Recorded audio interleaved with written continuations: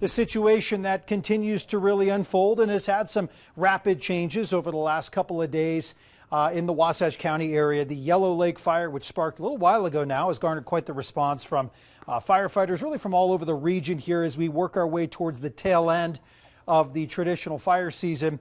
Our guest tonight, joining us live right now, Nikki Champion, who is with the Type 3 Northern Utah team that's working this fire right now. Nikki, thank you for joining us.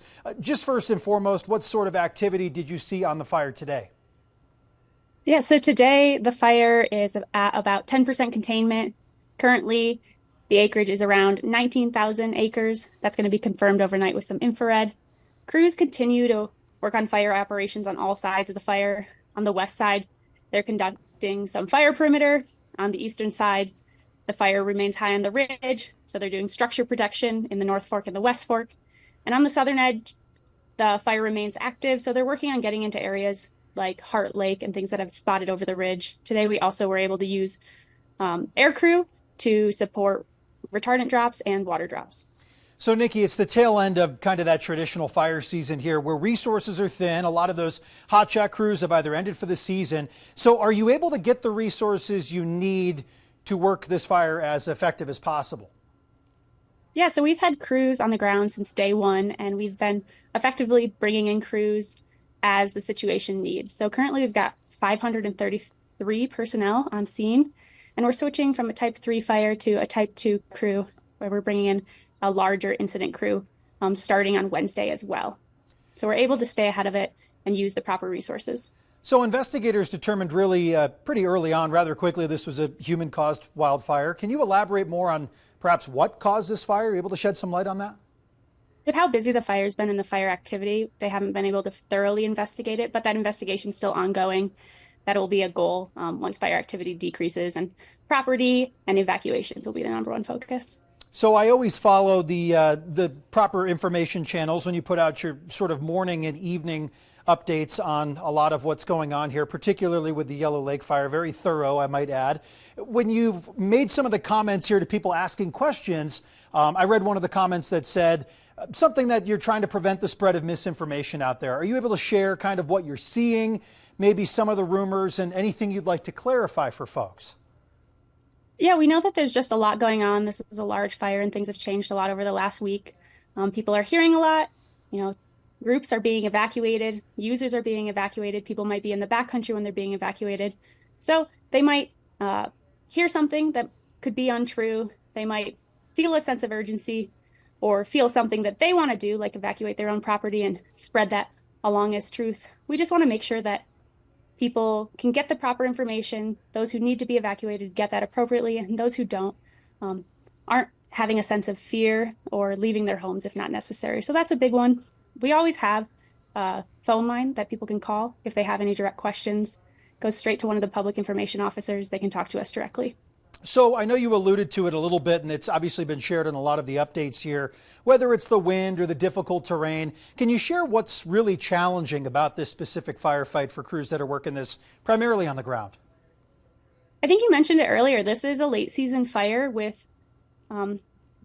untraditional weather patterns for October. We had really high temperatures, record high temperatures last week.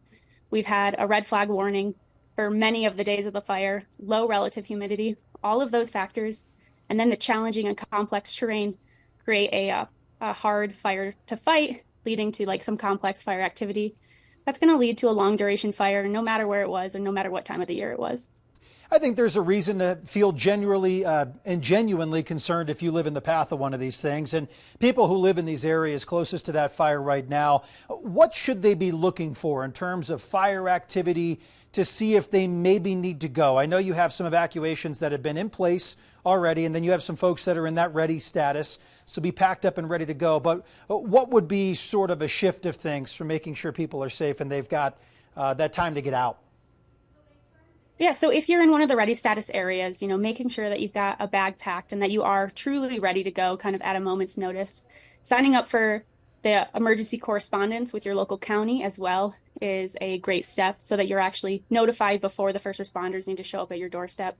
Following along with the fire and following along to our formal releases as well. So checking the Facebook, checking the Twitter, checking InstaWeb. All of those are resources that people can use.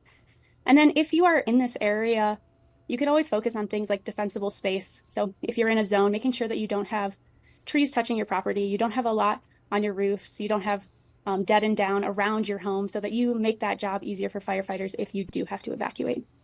I've heard, obviously, you mentioned there's no structures that have been damaged in this. I was reading a different report from the folks in Boise that put out the daily situation report, and there was a number on there, but can you just confirm if any structures have been damaged so far? At this point, there are no known structures that were impacted or damaged. I also haven't seen, for an incident of this magnitude, typically the communities want those answers. They want them in that public forum where they can get those questions answered. But I haven't seen any community meetings scheduled. Is that something you're planning to do for folks that can go kind of gather at that community spot and come together to get those questions answered? Yeah, we're planning on having one tentatively at 6 p.m. Wednesday evening. That will be at the Duchesne Community Event Center. Again, tentatively, we'll put out information hopefully tomorrow morning, as soon as we've got that, again, through all those Facebook platforms. So we know that that's what the people want, and we're hoping to give that to them very soon. Nikki, final thing I have for you. Does a fire of this magnitude in this terrain with the dead and down trees, really dangerous sort of situation for everybody, does a fire like this require that season-ending event to truly get the upper hand? You know, that's a ever-moving question. This is a really large fire, and it is going to be a very long duration fire. Wetting rain or any type of precipitation would really help the suppression, and the goal is still full suppression, but we're going to keep the team safe. That's going to be the #1 priority, and then, yeah, maybe hope for some snowfall. It could likely burn until ski season starts. And that's something, of course, you're very familiar with your other work that you do for the avalanche forecasting side. And we've talked on numerous occasions over the years about that sort of thing. So in the weather realm, is there anything that stands out to you what has either made this really difficult or perhaps even really unusual in the month of October? I mean, we did have 90-degree record temperatures, which was quite odd in certain areas. Anything stand out to you? Yeah, like I said earlier, we've had just overall unconditional weather patterns for this time of year. It's been increasingly dry. We've had an overall dry summer. We haven't had much precip like the entire season. Normally by early October, Utah sees, if not its first, but kind of repeatable or stackable snow. So we haven't seen that in October. We have these record high temperatures. That's leading to challenging conditions. We've had challenging conditions across the West, which just leads to a long season for everyone. So the hot temperatures, the dry temperatures, and just looking at the outlook, when you look at the long-term forecast, we're not seeing much precipitation in the outlook as well. Any other messaging you'd like to get out to folks that may be watching this one on the doorstep and have been relatively concerned with how this fire looks over the last couple of days? Yeah, the weather over the last 2 days has been favorable, so we've been able to move that containment up from 7% to 10%. Hopefully that'll continue to grow. And if you want the most up-to-date information, check our platforms, utahfireinfo.com and Uinta Wasatch Cache National Forest. And then again, just give our public information officers a call directly if you have a question about evacuation. That number is 801-784-0542.